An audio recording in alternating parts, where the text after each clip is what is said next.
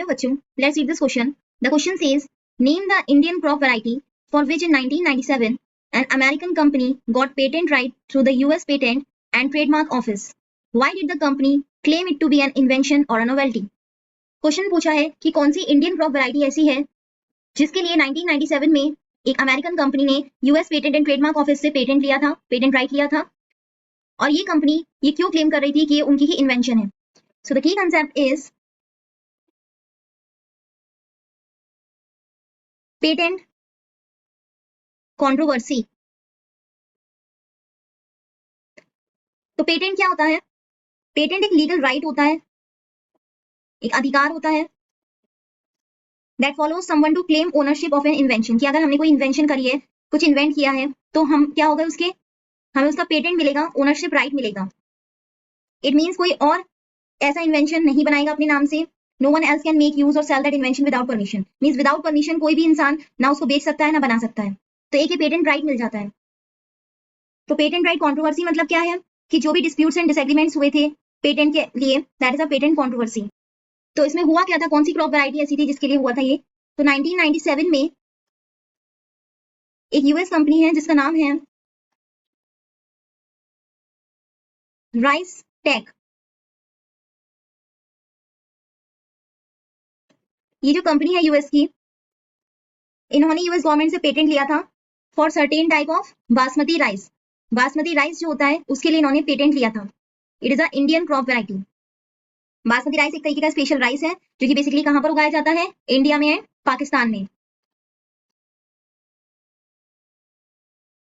For hundreds of years, बहुत पहले से ये उगाया जा रहा है.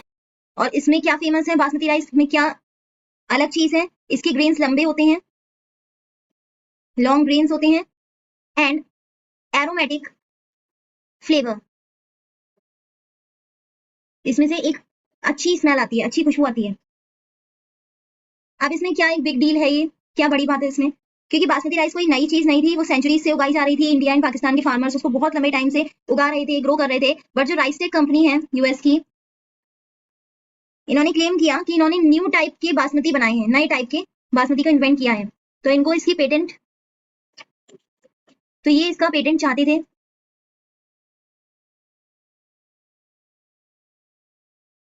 इन्होंने बताया कि इन्होंने जो न्यू टाइप्स के बासमती बनाए हैं वो कैसे बनाए हैं? क्रॉस ब्रीड करा के. जो ट्रेडिशनल राइस वैरायटी है उनको क्रॉस ब्रीड कराया है दूसरी राइस वैरायटीज के साथ, और तब जाके इन्होंने अलग तरीके के बासमती राइस बनाए हैं.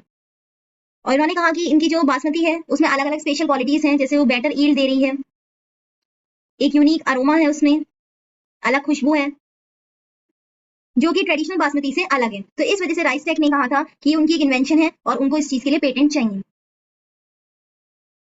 बट लोग क्यों अपसेट थे? क्योंकि इंडियन फार्मर्स एंड पाकिस्तान के जो फार्मर्स हैं वो सेंचुरीज से इस चीज को ग्रो कर रहे थे, बासमती को. तो वो काफी अपसेट हुए बिकॉज राइस टेक क्या चाहता था? ओनरशिप चाहता था इस चीज के लिए, जो कि ऑलरेडी एक हमारी कल्चर, हमारी हेरिटेज का पार्ट है. तो आर्ग्यूमेंट हुआ बासमती राइस का, that basmati rice was not a big invention, that basmati rice was not a new invention, बल्कि क्या है, ये एक ट्रेडिशनल क्रॉप है. इस पे पेटेंट कंट्रोवर्सी हुई. तो इस तरीके की सिचुएशन को कभी कभी बायोपायरेसी भी कहा जाता है, जिसमें कि कंपनीज जो पहले से ही प्लांट्स या पहले से ही जो क्रॉप्स हैं जो ग्रो करी जा रही हैं उनके लिए पेटेंट लेना चाहती हैं, क्रेडिट लेना चाहती हैं. तो काफी प्रोटेस्ट हुई एंड कुछ पार्ट्स जो राइस टेक का पेटेंट का था उसको कैंसिल कर दिया गया.